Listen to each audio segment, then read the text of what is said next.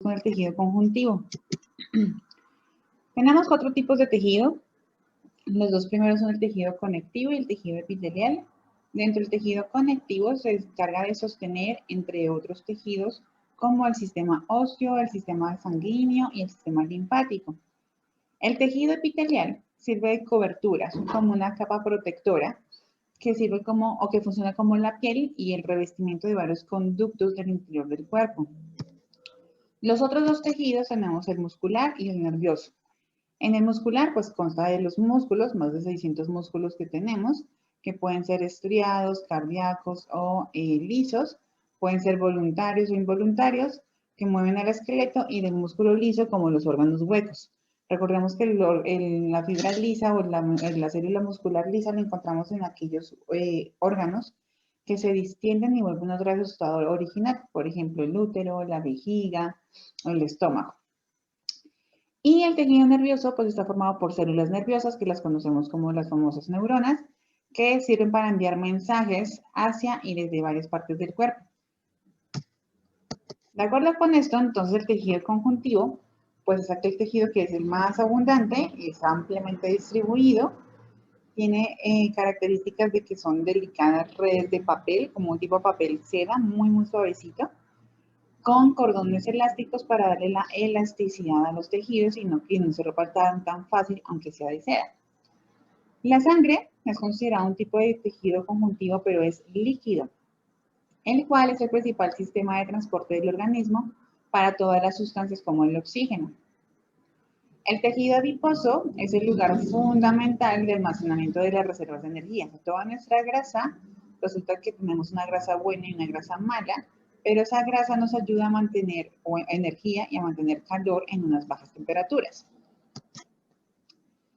Este tejido conjuntivo, pues bueno, va a venir a formar lo que es todo el armazón de los órganos del cuerpo que van a estar transportados por los vasos sanguíneos y que van a facilitar el intercambio de gases por medio, por ejemplo, del sistema respiratorio. Está constituido por células, por fibras y por sustancia fundamental, donde esas células principales las llamamos fibroblastos, que son características de ese tejido. Se llaman fibro porque tienen un poco de tejido fibroso para poder darle retención a mantenimiento al tejido. Esos fibroblastos se van a encargar de sintetizar fibras de colágeno, fibras de elastina y de reticulina, y entre las que se encuentran también fibras de tejido adiposo y de los famosos mastocitos. Recuerden que la célula o la unidad funcional del tejido adiposo se le conoce como adiposito. Pero dentro de eso tenemos un tejido conjuntivo que es laxo y otro que es denso. Para el laxo tenemos que van a tener menos fibras, pero más células y más sustancia fundamental. Van a presentar fibras de colágeno delgadas. Recuerden que el colágeno también le da nutrición y resistencia al tejido. Va a ayudar a la difusión de oxígeno y a todas las sustancias nutritivas como los minerales y el agua. Difusión del dióxido de carbono y desechos metabólicos que pueden salir por la respiración o por la urea en la eliminación de la orina. Y se encuentra en la superficie externa del cuerpo, revista en las cavidades internas, asociándose a las glándulas y a los vasos sanguíneos, pero a los más pequeños. Mientras que el denso se vuelve a subdividir en dos, en un regular y en un irregular. Este último, el irregular, es la que tiene más abundancia, más presencia de aquellas fibras que están en disposición de manera como aleatoria, ¿no? Al azar. Son gruesas y funcionan como para resistir fuerzas de tensión en todas las direcciones. Por si se llega a dar un impacto, un choque, pues esa malla o esas fibras que están como desordenadas, pues permiten amortiguar ese impacto. Y las células pues más abundantes pues llegan a ser los fibroblastos. Mientras que el tejido conjuntivo denso, pero la subclasificación que es la regular, va a mantener las características de muchas fibras, pero van a estar todas ubicadas de manera paralela entre cada una de ellas. Las células predominantes pues vienen siendo también las células de los fibroblastos, pero ellas vienen a presentar menor irrigación sanguínea. Entonces miren acá un segundo. Dentro de las irregulares dijimos que son completamente desordenadas, ¿no? Podemos encontrarlas así, como tipo la araña una sobre otra. ¿Listo? Cuando viene un impacto, pues hagan de cuenta que esto viene y amortigua, entonces no se va a generar una lesión inmediatamente en el tejido. Mientras que si yo me voy, por ejemplo, con las fibras regulares, estas van a estar distribuidas así. Perdón por mi Parkinson, pero es que estoy con el mouse. Entonces todas van a estar así. ¿Qué significa? Que estas van a ser, sí, resistentes también, pero pueden permitir que se genere lesión aquí en esta zona, ¿cierto? Por eso vamos a tener las dos, estas que son paralelas y estas que son irregulares. Entonces, a estas que son paralelas, en todos los tejidos vamos a encontrar que por encima tendremos las otras que son irregulares, haciendo que se haga mucho más resistente y no permita ningún tipo de daño, ¿de acuerdo? Bien, vámonos entonces con la biomecánica del hueso, un repasero rapidísimo por el tejido del sistema óseo. Tenemos que la ciencia que se encarga de estudiar el hueso o los huesos se le llama o se le conoce como osteología. Es una rama de la anatomía que es descriptiva porque nos describe los huesos, las características, la ubicación de los huesos y que trata de un estudio científico del sistema óseo que tenemos 206 que en general llegan a conformar todo lo que es el esqueleto axial y el esqueleto apendicular. Entonces, tenemos 206 huesos, podemos tener más uno o menos uno dependiendo y se sigue considerando como algo entre comillas normal. Está formado por el esqueleto axial. El esqueleto axial es todo lo que va por línea media y el esqueleto apendicular vienen siendo miembros superiores y miembros inferiores. Tiene un tejido conjuntivo especializado que va a dar el sostén del cuerpo y tiene una sustancia intracelular que se encarga de calcificar. ¿Quién calcifica? El calcio. Uy, es una A, ¿de acuerdo? El calcio. Ahora, tenemos tres tipos de células. Hay dos que trabajan en colaboración para hacer la remodelación ósea, en donde son el osteoclasto, que el osteoclasto es aquella célula que se encarga de reabsorber, o sea, como de destruir, de ser como ese obrero que va destruyendo esos ladrillos, esos edificios y va quitando todo lo que ya está viejo. Pero luego viene el osteoblasto, que es el que construye. Entonces, este destruye y este construye. Los dos tienen que mantener un equilibrio del 50%. Si cada uno de ellos tiene un aumento o una disminución más que el otro, presentamos alteraciones o presentamos patologías. Entonces, esto siempre tiene que estar de la mano trabajando, uno quita, otro pone, uno quita y otro pone.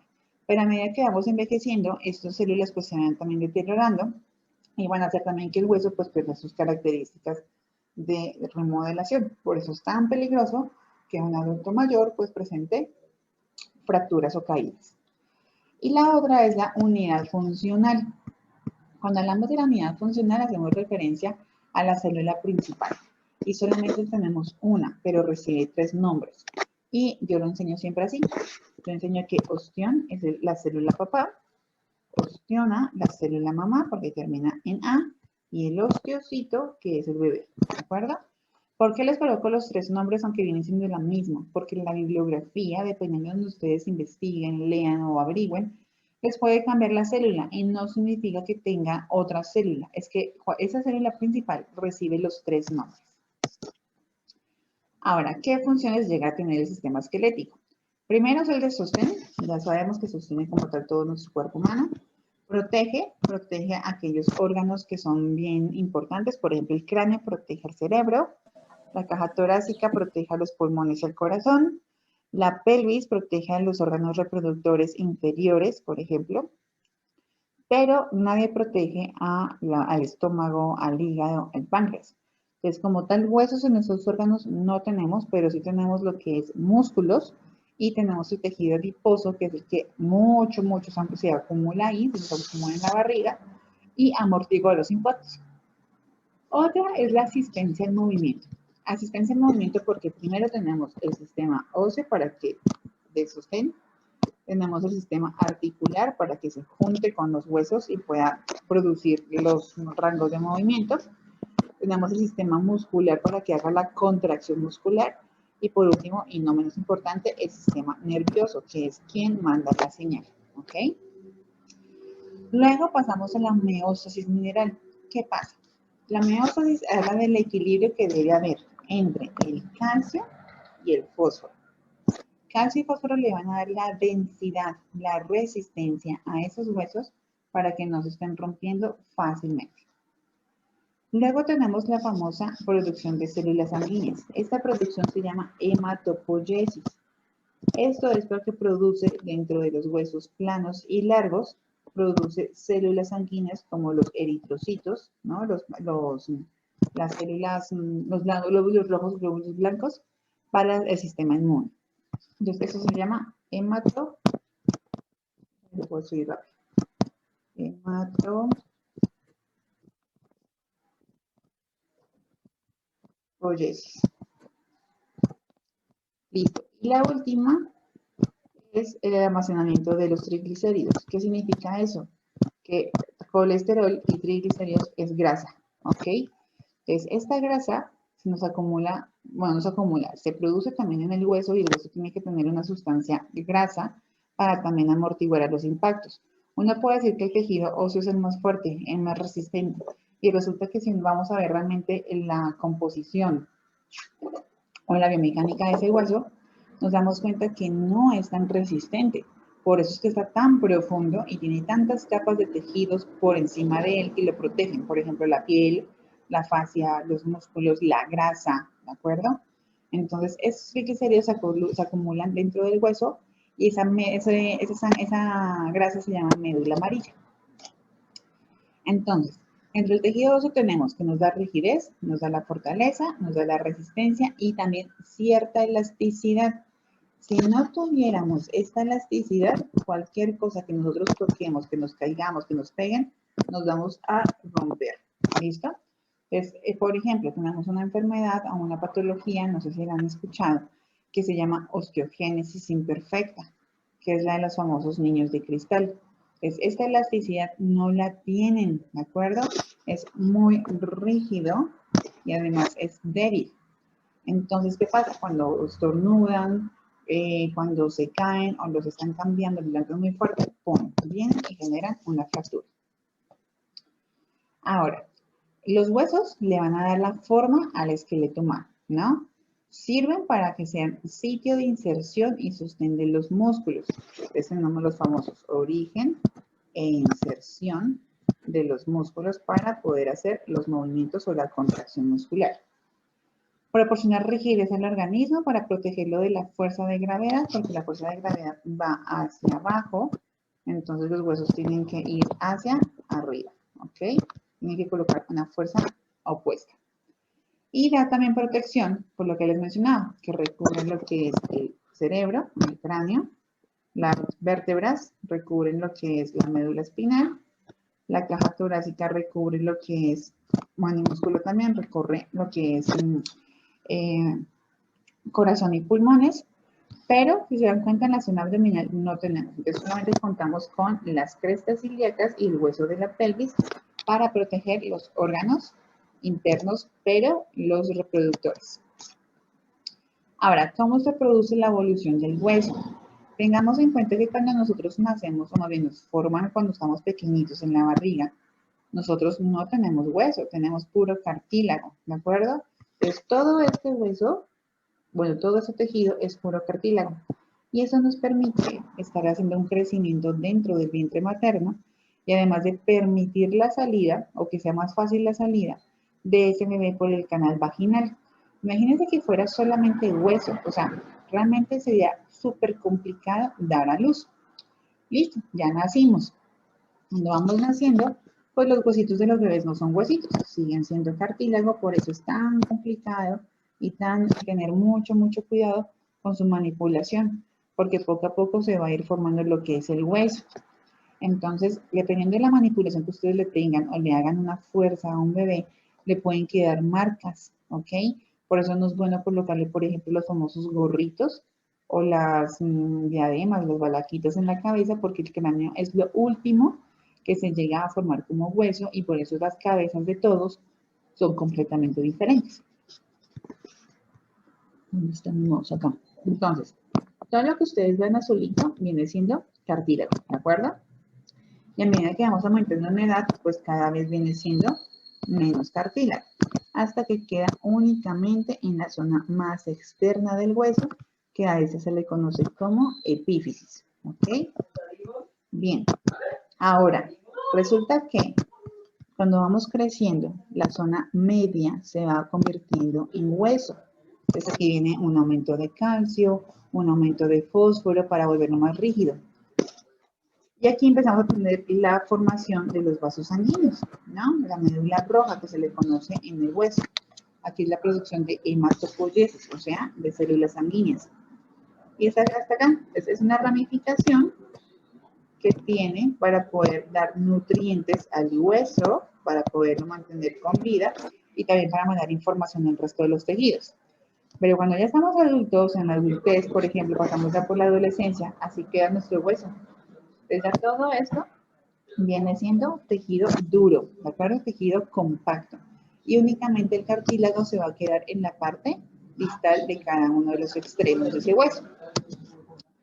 Entonces recordemos que el esqueleto, que es el conjunto de los 206 huesos, se divide en dos, en el esqueleto axial y en el esqueleto pendicular. Entonces, como les mencioné anteriormente, el esqueleto axial abarcamos de la zona superior, que viene siendo el cráneo, en terminología clínica, cabeza para de manera coloquial, cuello, columna, ¿cierto? Pero también viene lo que es la caja torácica, ¿ok? Mientras que el sistema, bueno, o el esqueleto apendicular, el esqueleto apendicular viene siendo miembro superior, desde manos, brazo, antebrazo, hombros, cadera y miembros inferior hasta los pies. Y resulta que tenemos dos tipos de cinturas. Tenemos una cintura superior y una cintura inferior. La superior la conocemos como cintura escapular y la inferior la conocemos como cintura pélvica. La cintura escapular contiene dos huesos. Contiene lo que es la clavícula y la escápula. Clavícula es el único hueso que tenemos horizontal y la escápula va de arriba hacia abajo en forma triangular. Esta escápula, bueno, esta caja torácica, mentiras, esta cintura escapular se encarga de unir la parte superior de miembros superiores con la parte del tronco, ¿ok? Mientras que la cintura pélvica, que involucra los huesos coxales, que son el ilion, isquion y pubis, que es este conjunto de huesos, va a juntarse con miembro inferior y con esqueleto axial. Recordemos entonces que los huesos tienen diferentes formas también, no los de la cabeza no son iguales a los de la cara, ni a los de los pies, ni a los de la cabeza, ¿no? Entonces tenemos huesos que son largos, huesos que son cortos, planos y regulares. Entonces entre los huesos largos tenemos que predomina una longitud, ¿de acuerdo? Por eso son largos. Es más largo que grueso y ancho. Entonces, ejemplo de los huesos más largos del cuerpo, tenemos el miembro superior, tenemos el húmero, el miembro inferior, tenemos el fémur. Pero el hueso más grande, más largo, más resistente, más potente de todo el cuerpo humano, viene siendo el fémur, ¿ok? Por eso, cuando estamos en el vientre materno, lo que hacen los radiólogos o los obstetras es tomarle la medida al fémur del bebé para saber cuánto va a medir o cuánto mide exactamente. En los huesos cortos tenemos que sus tres ejes van a ser semejantes, o sea, casi iguales. Tenemos que aquí van a ser los huesos de la mano, que son los del carpo, y huesos del pie, que son los del tarso. Los huesos planos los encontramos a nivel del cráneo. Entonces tenemos el frontal, tenemos el occipital, tenemos el temporal, el parietal. ¿Listo? Entonces estos huesos con estos huesos son los que tienen o forman la famosa hematopoiesis. Y los últimos que tenemos aquí son los irregulares, o sea que no tienen como una forma definida realmente. Y esos huesos los vamos a encontrar directamente en la cara, ¿no? Entonces tenemos, por ejemplo, el cigomático, el maxilar, tenemos el nasal, el mentoniano, etc. Características de estos huesos, entonces. Los huesos largos van a presentar una epífisis y una diáfisis. La epífisis viene siendo la zona más externa, más distal de esos huesos. Bien. La diáfisis viene siendo el cuerpo del hueso. Pero resulta que hay una tercera parte. La tercera parte es una metáfisis. Y la metáfisis es la unión entre la cabeza, o sea, entre la epífisis y la diáfisis. ¿De acuerdo? Estos huesos largos pues van a estar rodeados por una delgada lámina de hueso compacto. El hueso compacto es lo que le va a dar directamente la rigidez a ese hueso. Los huesos cortos van a estar formados por hueso esponjoso. Entonces van a ser como ver la esponja de lavar los trastes. Todo lo que es como esa zona amarillita es un hueso esponjoso. Y está rodeada pues igual por una lámina de hueso compacto, pero tiene más predominio la esponjosa. Y de los huesos planos, pues se van a encontrar entre dos láminas de hueso, o sea, las del cráneo. Entonces resulta que tenemos un hueso compacto con otro hueso compacto y en el medio que vamos a encontrar un hueso esponjoso. Entonces, esta zona del hueso esponjoso lo vamos a conocer como diploide. Entonces, la cavidad o la bóveda del cráneo que llega a mantener lo que es el cerebro se le conoce como un tejido o un hueso diploide. Pero resulta que tenemos dos tipos de huesos adicionales. Están los famosos neumáticos y los sesamoideos. Los neumáticos, así como las llantas de los carros, que son neumáticos, están llenas de algo característico y es de aire, ¿de acuerdo? ¿En dónde encontramos los de aire? Encontramos en el hueso del etmoides y en el de la mastoides, pero también los vamos a encontrar en el maxilar, en el esfenoides y en el hueso frontal. Entonces, por ejemplo, cuando ustedes hablan o mueven la mandíbula, pues se van a presentar como pequeñas cápsulas de aire dentro de los cóndilos para producir el movimiento. Y por último tenemos ahora sí los sesamoideos. Los sesamoideos son aquellos huesos que de por sí solamente tenemos el de la rótula, que es una forma como triangular, pero que su característica es que están por fuera del esqueleto. Si ustedes se dan cuenta, todos los huesos van uno sobre otro o uno adelante de otro. Pero la rótula resulta que está por fuera del esqueleto porque está sostenida por parte del tendón rotuliano. Entonces, el tendón rotuliano lo que hace es sostener la rótula por encima, pasa por este medio, para que se articule por medio de una bursa, que es uno de los tejidos o componentes de la articulación, con el fémur. De resto, todos los huesos están unidos uno delante del otro o uno encima del otro. Bien, entonces, lo que les mencionaba, tenemos los componentes del hueso. Este hueso en general viene siendo el famoso fémur, ¿de acuerdo?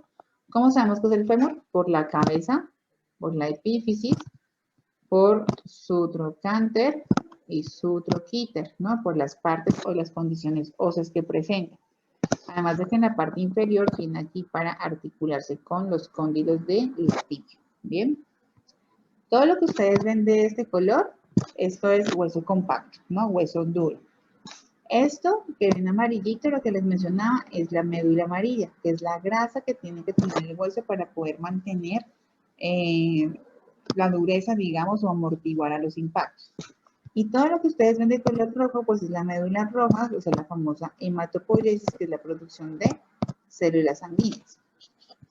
Bien, ahora, recordemos que en la parte superficial o superior más externa tenemos la famosa epífisis. Todo esto es epífisis, ¿listo?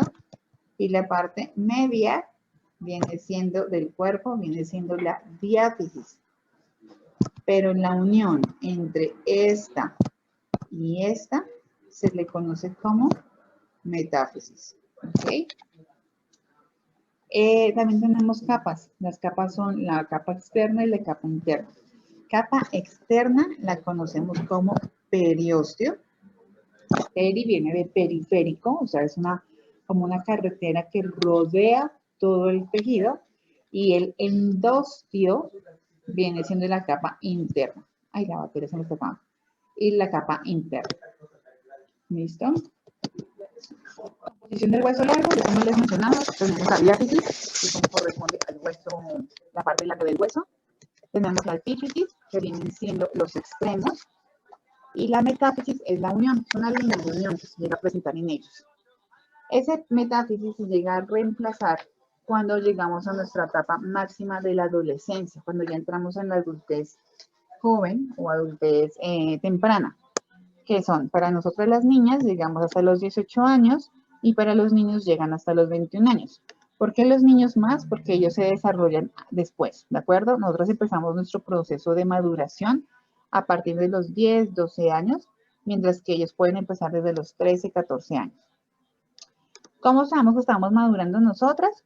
Por el proceso de la menstruación o la aparición de la menstruación, y para los hombres por el cambio de voz, por la aparición de pelo en el pecho, en axilas, en la zona genital. Tenemos el cartílago articular, que es aquel tejido que nos permite tener una unión con otro hueso para que presente el movimiento. Está la médula amarilla, que está por medio de una cavidad medular. El periósteo, que es un tejido conectivo denso que recubre el hueso, se encarga también de nutrirlo y también sirve como punto de inserción para ligamentos y tendones. Y la capa interna del hueso la conocemos como el endostio, que es una membranita que llega a limitar la cavidad medular para que no se junte una con otra.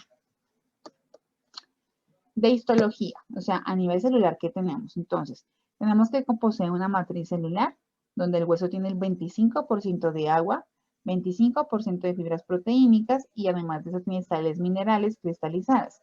¿Cuáles son las sales minerales? Calcio, fósforo, zinc, magnesio, todo eso. Pero ¿cuáles presenta más? Calcio y fósforo, ¿de acuerdo? Dentro de la médula ósea roja, que es lo de la hematopoiesis, aquí están las famosas células que se producen. Entonces tenemos los glóbulos rojos, los glóbulos blancos y las plaquetas, ¿ok? Dentro de los glóbulos blancos que hacen parte del sistema inmunológico, tenemos los de los linfocitos, monocitos, eosinófilos, basófilos, neutrófilos y hay más, ¿ok? Entonces, cada una de ellas tiene una función que es para poder identificar cada uno de los virus o bacterias que lleguen a nuestro organismo. Tipos de hueso. Tenemos huesos en el adulto, por ejemplo, ya está osificado completamente, que viene siendo un hueso plano. Una vértebra viene siendo un hueso corto y el fémur viene siendo un hueso largo. Ok, me voy a quedar hasta aquí porque se nos va a acabar el tiempo y regresamos.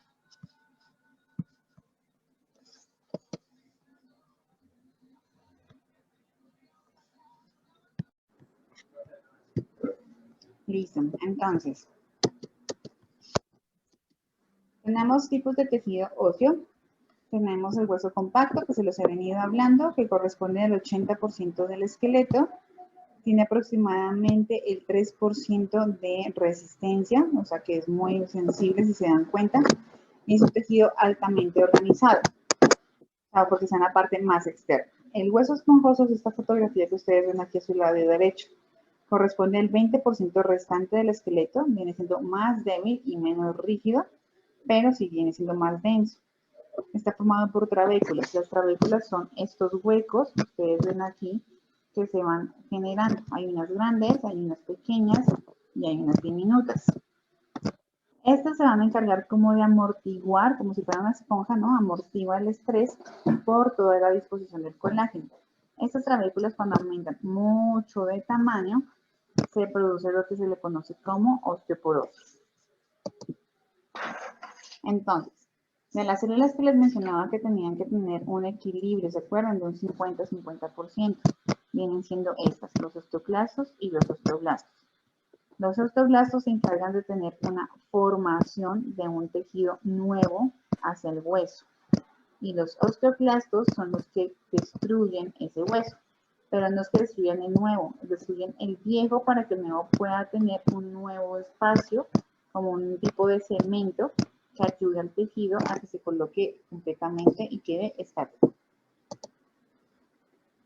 Entonces, retomemos. Tenemos el hueso, tenemos la médula amarilla, tenemos la médula roja, tenemos vasos linfáticos también, tenemos el hueso esponjoso, tenemos el hueso compacto, que es la parte dura, tenemos la epífisis, tenemos todo el cuerpo que viene siendo la diáfisis y la unión, que es la metáfisis. Además de que cada extremo va a presentar lo que es el famoso cartílago articular, que se va a juntar un hueso con otro hueso.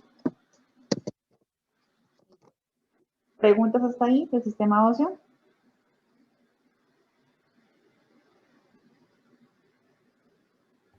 Todo bien, maestra. ¿Todo bien? Perfecto. Vámonos entonces con el segundo tema, que viene siendo el sistema articular. De la articulación. El tejido cartilaginoso está formado por una densa red de fibras de colágeno. Si se dan cuenta, todos los tejidos tienen colágeno, pero también tienen elastina para que les dé la elasticidad a los tejidos para que se puedan deslizar, desplazarse, porque es gracias a los cartílagos, gracias a las articulaciones que tenemos en movimiento. Se forma a partir de células del mesénquima, que son conocidas como los condroblastos, que son los condrocitos, que son células maduras, que son las células principales del sistema articular. Su matriz extracelular tiene una consistencia relativamente rígida, pero resulta que es menos resistente que el tejido óseo. Por eso las articulaciones o el cartílago llegan a lesionarse antes de que se lesione directamente el hueso. Y representa uno de los primeros tejidos más adaptados para que pueda soportar el peso, siendo superado pues directamente por el tejido óseo. Tenemos cartílago en todos nuestros huesos, ¿de acuerdo? Los más conocidos, pues, por ejemplo, viene siendo la del fémur, que es este, para que se articule directamente con los platillos tibiales o los meniscos de la tibia. Pero nuestra nariz, tengamos en cuenta que tenemos huesos, ¿no? Huesos de la cara. Por cada unión que tengamos de los huesos, vamos a presentar un pequeño complemento que viene siendo el cartílago. ¿Listo? ¿Cuáles son los elementos entonces que constituyen una articulación? Tenemos las superficies articulares, tenemos los cartílagos de la articulación, las cápsulas articulares, los meniscos, membrana sinovial, líquidos sinoviales y encontramos finalmente y por la parte externa los ligamentos. Vamos a hablar de cada uno de ellos. Superficies articulares. Tenemos que son las áreas de los huesos, que tenemos más en la zona externa, que se encuentran directamente juntando a otro hueso y formando una articulación.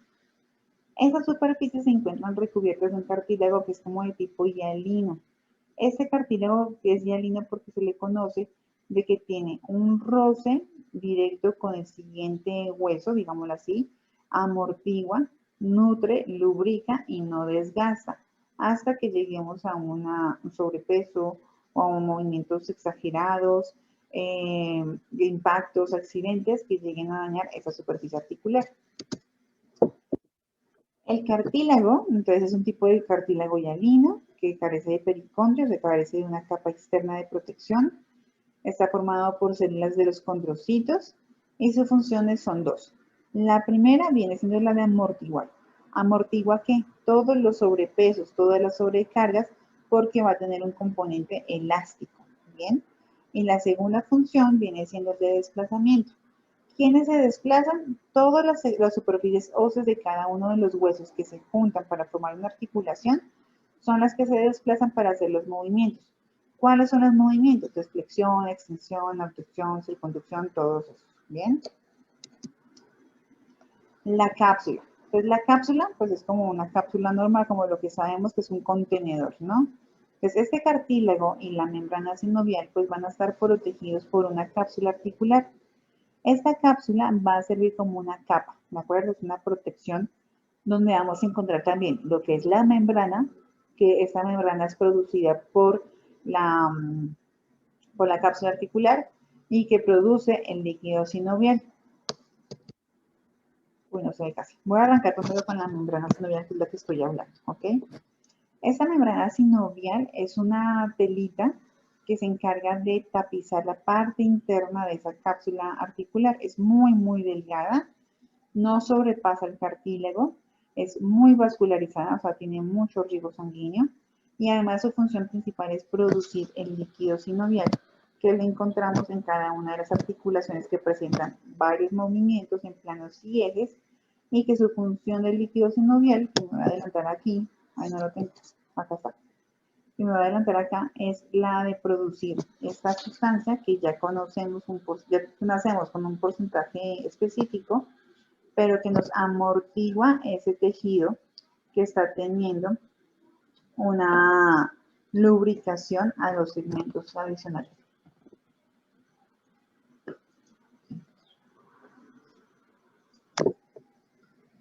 Este líquido, hagan de cuenta que nacemos con un porcentaje, ¿de acuerdo? No podemos tener una producción adicional, pero sí tenemos un deterioro. Entonces, hagan de cuenta que nacimos con un 70%, ¿de acuerdo? De líquido sinovial. Y empezamos a crecer, empezamos a gatear, a caminar, etcétera. Y resulta que nos caíamos de los árboles, nos fracturamos, hicimos deporte, subimos de peso, nos engordamos, bajamos de peso nuevamente, etc. Resulta que a medida que vamos creciendo, este 70% no se va a mantener para toda nuestra vida. Este 70% va a ir disminuyendo, ¿ok? Entonces es cuando ustedes tal vez han escuchado que dicen, ay, se me derramó el líquido sinovial. Ese derramarse del líquido sinovial no es que se caiga por la tibia, no es que se caiga por la cara, nada de eso. Ese líquido no se derrama, ¿de acuerdo? Aunque se le diga derrame del líquido sinovial. Lo que pasa es que esta cápsula tiene unos poros, tiene unos puntos. Y los poros, tengan en cuenta que es igual que en nuestra piel, ayuda a tener una comunicación inter y una extra, ¿de acuerdo? Esa es la parte interna y la parte externa. Cada vez que juntamos un hueso, que juntamos y hacemos una sobrecarga, que hacemos un movimiento, pues esta cápsula se tiene que ver como apretada. Cuando se aprieta, ese líquido sinovial pues tiende a salir, pero sea por torrente sanguíneo, ¿de acuerdo? Cuando sea por torrente sanguíneo, sea por arterias, venas y se va eliminando, no se derrama. Entonces, ¿qué pasa? Ese 70% que nosotros nacimos, por esto que tenemos ahorita, no sé, 20, 30 años, ya no tenemos 70. Hagan de cuenta que tenemos un 62%, ¿ok? Llegamos a la tercera edad, o sea, unos 65 años, y tenemos solamente el 50%.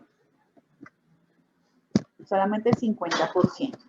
Y aquí es cuando, por ejemplo, empiezan todos los achaques, todos los problemas de los adultos mayores, que se les dañó el cartílago, que les toca reemplazo total de rodilla, que les tiene que hacer una meniscopatía, etc., ¿no? Entonces, profe, dímelo. ¿y por qué cuando dicen, no, pues te vamos a sacar el líquido, que no sé qué hacen ahí? Bueno, más que sacarlo es reemplazarlo, y a eso iba. Resulta que cuando estamos en la tercera edad, pues empiezan todos los achaques, pues no tenemos cómo recuperar ese líquido y eso es insuficiente. O sea que el tejido óseo se va a juntar con la parte superior de un hueso, con la parte superior del hueso que está debajo, ¿sí? Entonces, ¿qué pasa? Va uno directamente con el médico, especialmente es el ortopedista o el traumatólogo, le hacen una radiografía y se dan cuenta que evidentemente pues no tiene suficiente líquido. Entonces, ¿sabes qué? Te vamos a meter líquido. Entonces, meter. A eso se le conoce como una infiltración. Entonces, viene como tal el médico con una aguja gigante y con un medicamento que viene aquí, que viene siendo unos corticosteroides, por ejemplo, lo inyectan y aumentan, o sea, separan ese espacio articular, aumentan el espacio, pero tengan en cuenta que todo lo que venga de afuera también viene siendo algo tóxico para nuestro organismo. Entonces, sí aumenta el espacio, sí va a disminuir el dolor, va a disminuir el roce, pero resulta que esos componentes químicos van a quedar circulando en el torrente sanguíneo. Entonces pueden producir los famosos osteofitos. Los osteofitos son como pequeñas osificaciones que se producen dentro de las articulaciones que no deberían de haber. Entonces vienen aquí y se producen en este lado, hagan de cuenta. Y cuando la persona va a mover la rodilla, ¡pum!, le duele porque es que cada vez que se mueve, pues se está juntando esta zona con la zona superior. Estos corticosteroides o esa infiltración, hagan de cuenta que es como si fuera un Botox, ¿no? El Botox, no sé si saben, pero dura aproximadamente entre 6 meses y 8 meses dependiendo de cada persona. Todas somos diferentes, ¿no? Entonces hagan de cuenta que Dana se puso Botox y le duró 8 meses. O sea, a los 8 meses otra vez ve que su piel está toda flácida, ¿no? O sea, se le está acabando toda la energía que tenía protectora dentro de esa piel. y vuelve y se coloca otra vez otra infiltración de botox, que en este caso sería otra infiltración de corticosteroides, para reemplazar el líquido sinovial. Pero ya no les va a durar 8 meses, ahora les va a durar menos tiempo. O sea, que vienen siendo 6 meses, luego 4 meses, luego un mes, y ya luego no hay cómo, no hay cómo reemplazarlo. Y ahí es cuando viene el médico y dice, ¿sabes qué? Lo único que resta hacerte ahora es una intervención quirúrgica. Entonces, cuando entran, limpian, quitan y colocan reemplazos. Colocan láminas de titanio, colocan otro tipo de materiales para poderlo mantener separado. ¿Listo? Pero no es Profe, que ¿cómo es que se llamaba el líquido? ¿Corti qué? corticosteroides. ¿Listo? Entonces tengan en cuenta que entre mejor cuiden sus articulaciones, aunque no dejen de hacer ejercicio, pues van a tener una vida larga con ese 70%. Yo les coloqué 70 como ejemplo, pero no sé cuánto pueden llegar a tener ustedes. Tal vez algunos de ustedes por problemas genéticos, por herencia, tengan solamente el 50% y ya ahorita a los 18 o 20 años, ya ustedes no tengan ni siquiera ese 60 o 50%, pueden tener menos, que son los que empiezan, por ejemplo, con las lesiones de rodillas, lesiones de codo, lesiones de pies, lesiones de mano. Bien, y me devuelvo. Ahora sí, vamos con los meniscos. Los meniscos, entonces, son otra parte de nuestras articulaciones que no las vamos a encontrar en todos los huesos. Van a estar presentes en la articulación femorotibial, o sea, femorotibia, en la temporomandibular, o sea, la de la mandíbula. Tienen tejido fibrocartilaginoso, o sea, tienen tejido que es fibro, que es rígido, y cartilaginoso, que es elástico o blando. Luego tenemos ahora sí los ligamentos. Los ligamentos, por ejemplo, en todas las articulaciones los encontramos por la parte externa para poder sujetar y darle la estabilidad. Esa es la función del ligamento, dar estabilidad a la articulación. Pero resulta que también tenemos unos ligamentos internos en algunas articulaciones. Por ejemplo, el ligamento cruzado anterior, el ligamento cruzado posterior de la rodilla. ¿Por qué? Porque el ser es una articulación que solamente realiza dos movimientos, que es flexión, oh Dios, flexión y extensión, pues sobrecarga mucho el peso que se le está dando directamente al cuerpo. Entonces, tiene que tener mayor amortiguación y mayor estabilidad, ¿no?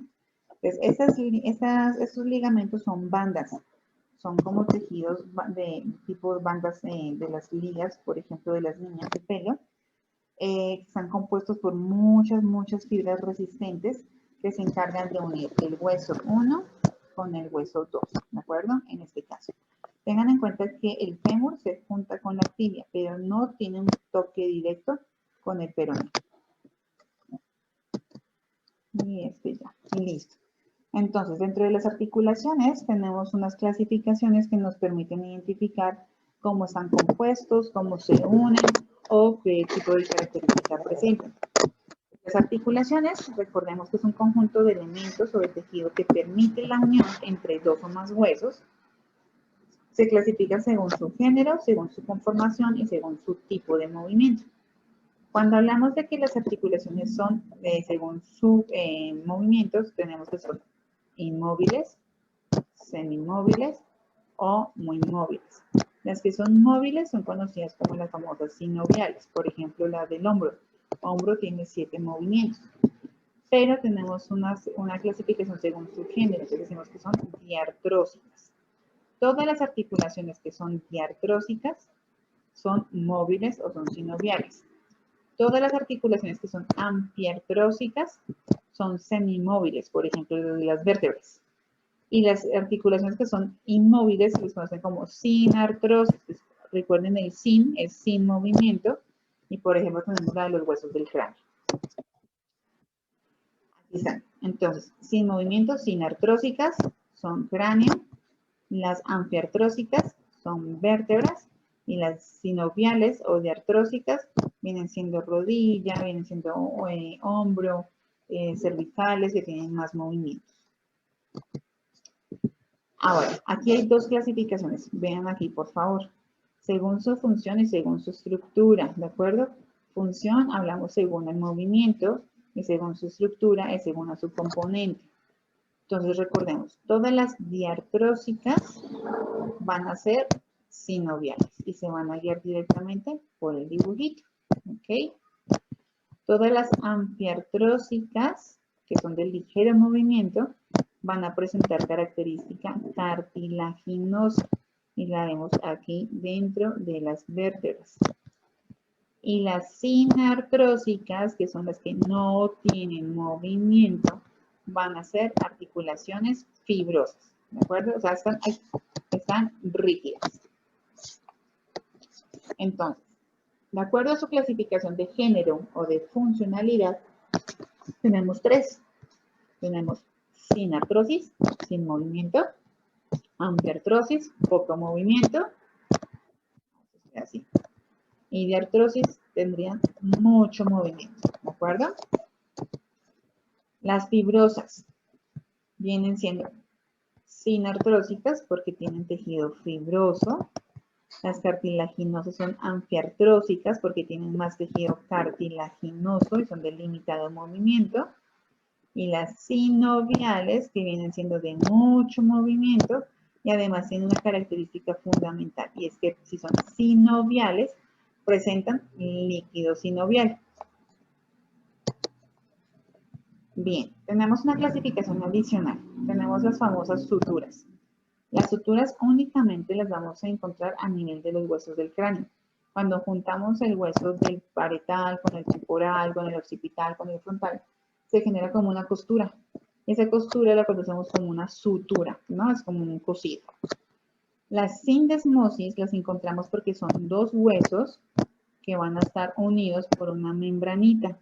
Esa membranita, recordemos por ejemplo en tibia y peroné, en radio y cúbito, se llaman las, ay, me fue la palabra, se les llama el tejido fibroso o tejido conectivo fibroso, que viene siendo el que mantiene la unión de los dos huesos para que ninguno se vaya para un lado o se vaya para el otro. Y las gónfosis las vamos a encontrar en los dientes. Pues tengan en cuenta que los dientes también vienen siendo huesos que se van a articular directamente con nuestro maxilar para que cuando nacen, por ejemplo, los primeros que son de leche, se caen, luego salen los que son los fijos, ¿no? Los para toda la vida, pero nuestros dientes tienen movimiento.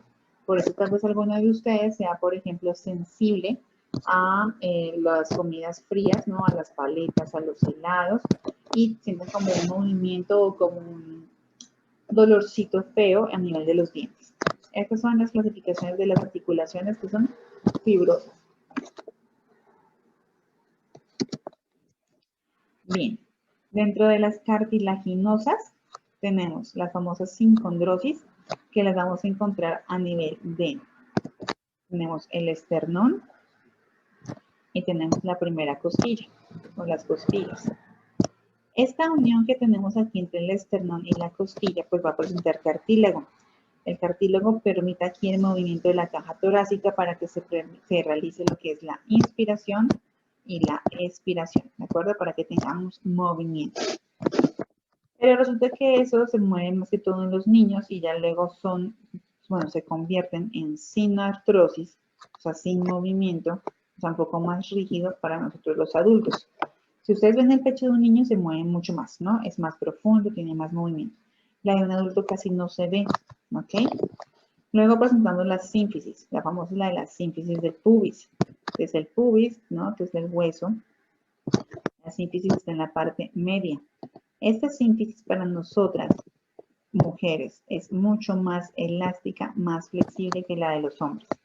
¿Por qué? Porque es que nosotros tenemos la capacidad de dar a luz por parto vaginal.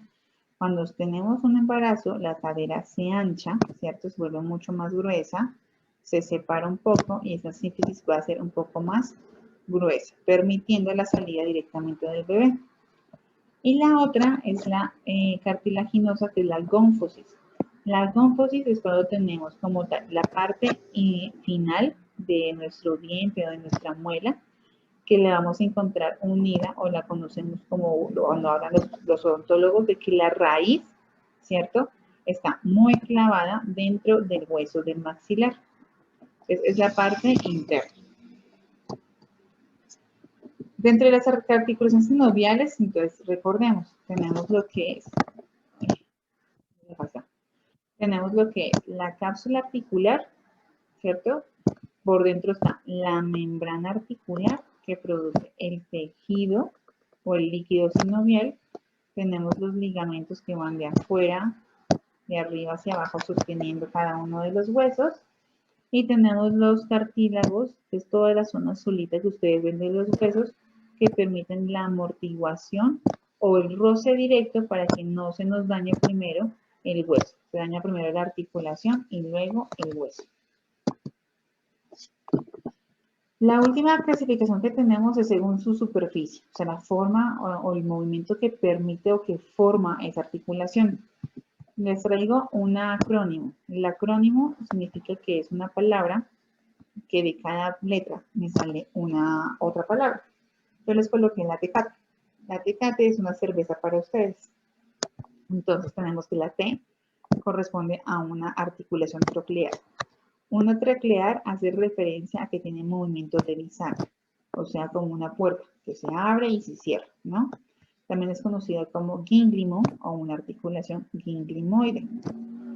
Tenemos las E de enartrosis o articulación enartrósica, que tiene una forma,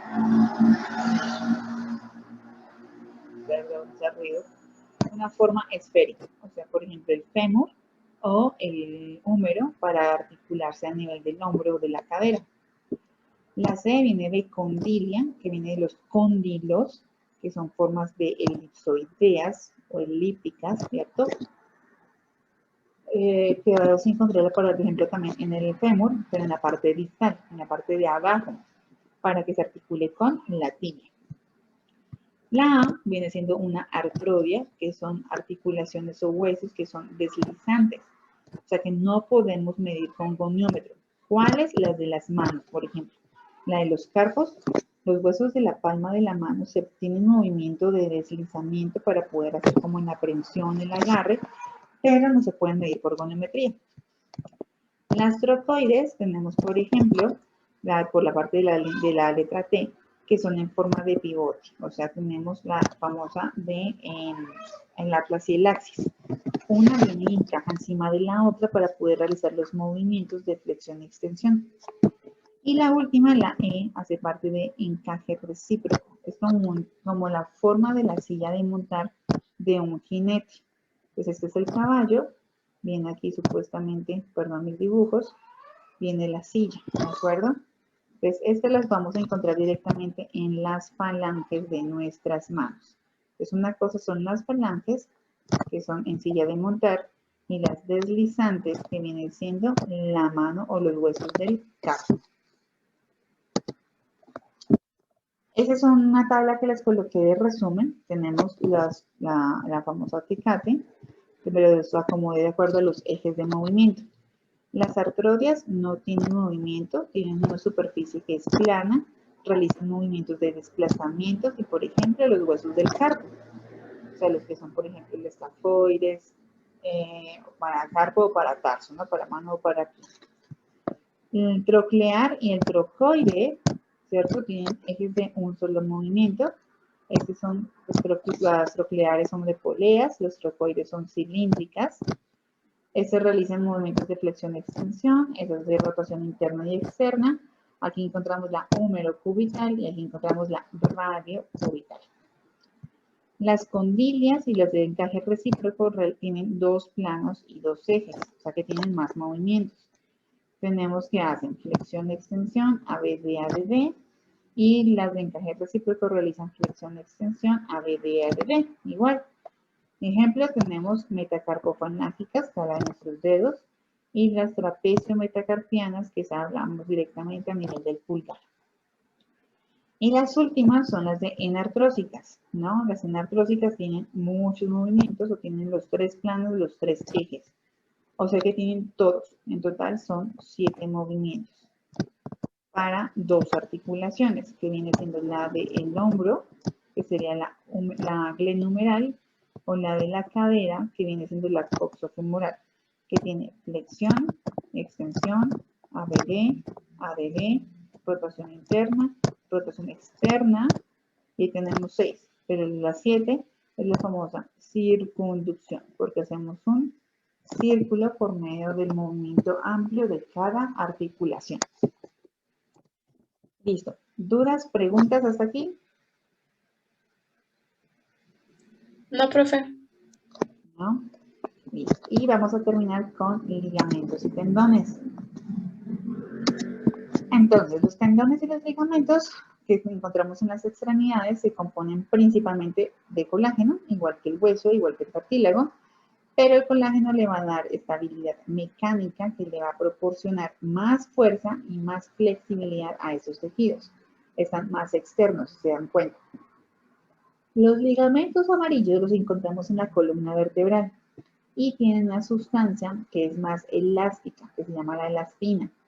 Esta elastina permite que le den mayor flexibilidad y elasticidad a los tejidos para que se puedan mover. Entonces, esos ligamentos los encontramos dentro de las vértebras de toda nuestra columna vertebral. La disposición de las fibras de colágeno dentro de estos tejidos pues, van a estar prácticamente paralelas en los tendones. O sea, que fue lo que les expliqué, que las encontramos en ese sentido, ¿de acuerdo? ¿Esto por qué? Porque van a recibir las cargas que son unidireccionales, o sea, que van de abajo hacia arriba y de arriba hacia abajo. Y de arriba hacia abajo. Ahora, la disposición que es menos paralela de estas fibras va a hacer que se posibiliten las sobrecargas de otros tipos de tejidos. Entonces, otros tipos de tejidos u otros tipos de fibras encontramos las que les había mencionado antes, que tienen diferentes direcciones para poder amortiguar ese impacto. Entonces, los tendones y los ligamentos pues, se experimentan de formación antes del colapso, o sea, antes de que se rompan. O sea, primero se lesionan y luego se rompen. Los mecanismos de lesión de un tendón van a estar influidos por la cantidad de fuerza que se produce en una contracción del músculo, porque el músculo, recordemos que se inserta o termina en un tendón y el tendón termina en un hueso, ¿de acuerdo? Entonces, primero se daña el tendón y luego se daña el músculo. Y el comportamiento biomecánico de los ligamentos y de los tendones es viscoelástico. ¿Qué significa que sea viscoelástico? Que puede cambiar, que se modifica, ¿de acuerdo? Que dependiendo de la zona o de la ubicación donde se encuentren, van a ser o más rígidos o más flexibles.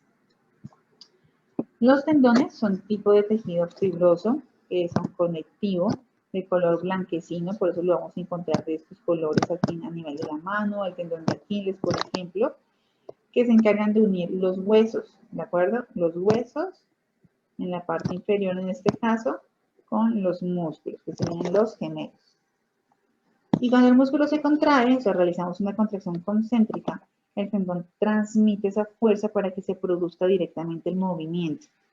Son estructuras muy resistentes, pero recordemos que el tendón no tiene capacidad para contraerse, solamente disipa o manda o separa las cargas para que el músculo las reciba de diferentes maneras y tampoco no se lesione. Cuando se deslizan sobre los huesos, se van a presentar unas vainas sinoviales. Las vainas sinoviales son unos tejidos que se encargan de proteger directamente la articulación entre el tendón y el hueso para que permita ese deslizamiento o ese movimiento. Ahora, cuando estamos siendo adultos mayores, ¿cierto? Cuando estamos ya en la vejez, pues todo eso va a generar que nuestros tejidos pues envejezcan también. Entonces vamos a perder fuerza, vamos a tener mayor rigidez, vamos a tener la facilidad en que se nos deformen esos tejidos y seamos más susceptibles a sufrir de lesiones. Pero no solamente cuando somos abuelitos o de la tercera edad, también cuando estamos en embarazo, porque hace un cambio completo por el sobrepeso que se genera, cuando estamos inmovilizados en una cama o postrados en una cama de hospitalización, por ejemplo, los del COVID ahorita, la diabetes, porque es un problema, una alteración metabólica, cuando tenemos, por ejemplo, un uso continuo de los antiinflamatorios, cuando nos realizan una hemodiálisis porque tenemos ya los riñones afectados, eso todo va a llegar a generar daño a nivel de los ligamentos y a nivel de los tejidos. ¿Se pueden reemplazar? Sí, se pueden reemplazar y tenemos dos formas de reemplazar. Hay una que se llama autoinjerto y otro que es el aloinjerto. Autoinjertos que a mí me sacan un pedacito de mi propio tejido, de mi propio cuerpo y me lo ponen en mi zona donde lo necesito. Pero mi aloinjerto es cuando se lo sacan de un cadáver, de alguien ya muerto y me lo ponen a mí, ¿de acuerdo? Las dos formas son viables, preferiblemente que sea la de un muerto para que mi tejido que me estén quitando no me esté pues quitando fuerza, resistencia que se esté lesionando más adelante después. Entonces, estos ligamentos pues son prolongaciones fibrosas, blanquecinas, los tendones, perdón, donde se unen los músculos con los huesos, ¿bien? Son flexibles y pueden doblarse, pero no se pueden contraer. Una cosa es ser flexible y otra cosa es ser elástico, ¿ok? No tienen elastina. No contienen fibras musculares, por lo tanto no se pueden contraer, no se pueden relajar. O sea, no hacen contracción concéntrica ni excéntrica. Esto ya se los dije. Acá. Entonces, el tendón es una clase de tejido conectivo denso, está formado por fibras de colágeno que van paralelas, por eso se lo ven aquí, se ve mucho más sencillo. Transmiten las fuerzas de contracción porque vamos de abajo hacia arriba y de arriba hacia abajo para permitir el movimiento de la articulación. Y tenemos la nutrición. ¿Cómo se nutre? El tendón se llega a nutrir por parte de un sistema vascular y otro sinovial.